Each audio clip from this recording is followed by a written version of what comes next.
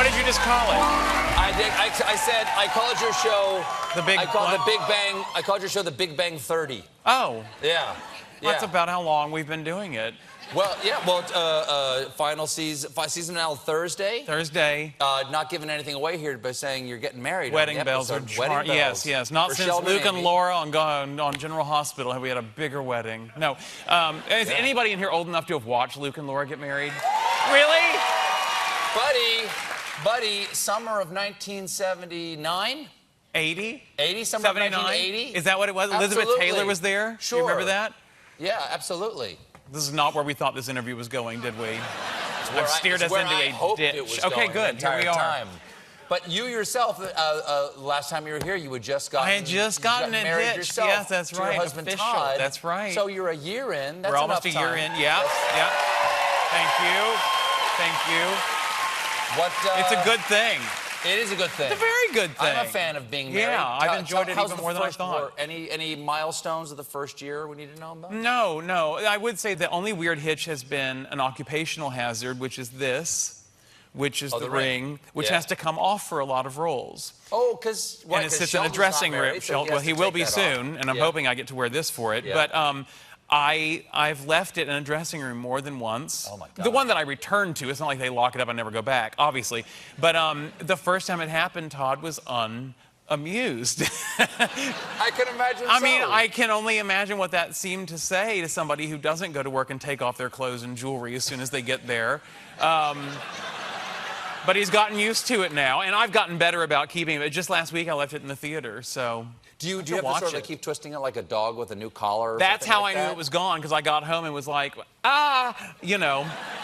I had the same thing happen. With your ring? It was shortly after I got married. About a month after I got married, I booked a commercial or something like that. And in the commercial, they said, hey, we don't think this guy's married. Would you take the ring off? I said, sure. Put it in an envelope, put it in the locker they gave me. Went home. It was a Friday. And I'm like, Googie! No. And I called and they said, yeah, it's all locked up. You can get it Monday. No. So I spent the weekend like this with one hand in my pocket. You didn't let her know? No. This is how she's finding out right now. God.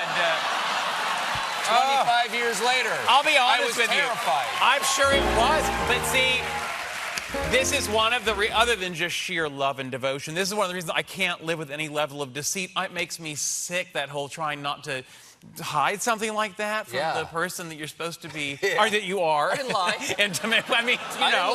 I didn't lie. No, you didn't, but boy, you covered. Okay. I could be president We of know the what you're United made of. States. That's right. That's right, you could. Boy, did I cover. I got Rudy out there for me and everything. Oh, my God. Well, okay. Well, now you're back on Broadway after 3 years. I am. You've got a new show. It's at the Booth Theater. It's The Boys in the Band. New production of a very old show. Yeah. Originally, I got a question about 50. this. I'm confused. Yeah. I'm confused about three things. Oh, God. It's The Boys in the Band. Yes. Okay. You're not boys. You're clearly men. Yeah. There is no band. No. And take a look at this. There are no turtlenecks in this play. No one wears black turtlenecks in this play. This is false advertising. I thought I was going to go in and see like some sort of German expressionist performance. No, there's no turtlenecks in the play. Okay, first off, The Boys in the Band is, I think, a reference to a line in a Judy Garland film. I think it's Judy Garland, where the guy says to her, don't be nervous, just go in there and sing like you did for the boys in the band when he saw... I don't really understand this. So there's that. Yeah.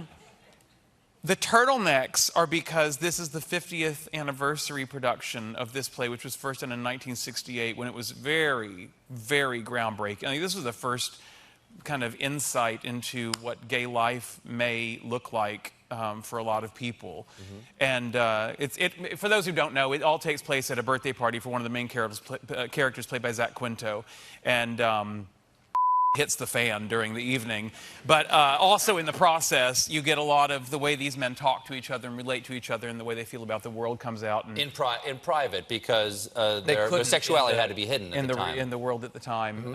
This is set in 1968. It's not updated. It's still set in that period of time. Yes, but we don't kind of hit over the head with that. You don't really need to, we find. But yes, in general, it still is. It's not updated. What was my point? The turtlenecks. So, I mean, really, the questions he's asked, I'm like, how can I keep them straight? This was a copy of the original, one of the original very popular publicity stills done for the original guys. Do you have any more questions? I don't know where else to go. Hold on, let me see. Please flip through. And so, is there a Lexus in any of the? No, and nor do I drive one in real life. Well, as you said, it was written in 1968. Yeah. Which struck you more performing this? How much has changed, or how many things have stayed the same? At the onset, I would say that how much has changed. The first time I ever read this play was recently when they discussed bringing it back and would I want to be a part of it, and I read it, and I had never seen it, and I'd never read it, and I had many feelings about it. Well, the initial big one was, what is this? Because there's so much frustration in these guys, deservedly so, because of the product at the time that they were in. And there are many things about that seem like, foreign, how fortunate that they seem so foreign.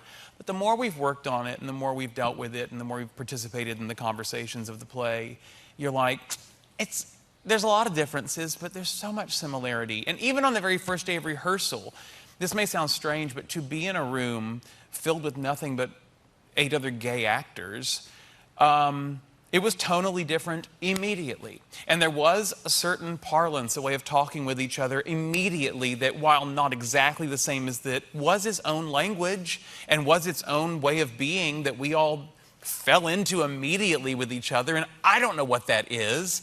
I guess that's the band, and that's, in one way of looking at it. But so I don't know. I think that's why it's really fun to do this right now. I think especially right now, 2 steps forward, 1 step back seems to be the way a lot of progress goes. And this doesn't need updating. I mean, this specifically doesn't need updating, depending on where you are in the country. Yeah. Absolutely or the world, not. Yeah. It's very true. Well, you remember that when the movie Love, Simon that just came out? No. I don't want to lie to you. Oh, you don't? About the gay guy in high school who came out. Oh yeah, I know. Yeah. Wasn't it called Love, Simon? It is. Anyone? Yeah. It is. Okay. Now I know what you're now I know what you're talking about. But my point is, I read a couple of articles that were essentially saying, I loved it, by the way, but there were a couple of articles that were like, it's too late. I thought, well, what do you mean too late? That we were beyond this now, the kind of tale of coming out that this was. Mm-hmm. And I thought, maybe if you're a 30-something-year-old writer living in New York or LA, it may be like, I don't need to see this, obviously. But I don't know. I think there are people in many other places that, yes, you do still need to see it. Never mind the fact, a gay rom-com, it's too late. Well, tell that to When Harry Met Sally, which was brilliant. But I'm saying, how many straight rom-coms do we need? When is it too late for them, There's nothing wrong with them. They're fine. They're lovely. Sure. And I love When Harry Met Sally. I don't know. You know what I'm saying, though? I think it's time for When Mary Met Sally. Well, exactly. But let me get sick of too many gay rom-coms then. Thank you very much. Bring it on. We'll see. Well, so you're back on Broadway, as I said, for the first time in 3 years. What's it like to be back on the Great White Way? Oh, it's heaven. Oh, it's heaven. It's so much fun. There's not a more athletic experience as an actor. What do you mean athletic? Well, you sort of feel it even out here, I would imagine, a bit. Like, your whole body's on display. You're telling a story when you're in front of a live audience like this, and just with everything, and no camera. Well, cameras do cut it off. I can see the thing right now. Nobody sees my feet. There's my foot. But there's just something like, I always say, it's like I was terrible at sports. I didn't even play sports. I hated them. I was scared to death. I was scared of the ball. But I am not scared on stage, I was scared of getting hurt. Physically, but on stage, for whatever reason, I'm not scared of getting hurt. I understand how important it is to tell the story, in the same way that somebody who's sporty understands how important it is to score and how important it is to win the game. I couldn't have given a shit. I do care about telling a story, though. Does that make sense? Yeah, 100%. And I did not have caffeine before this appearance, and I've never talked faster in my life. You fit in a lot of interviews that way. Thank you. Jim, thank you for being here. Thank you very much. It was a pleasure. Thank you all. Boys in the Band is on Broadway. Jim Parsons, everybody. We'll be right back with Alexis Ohanian.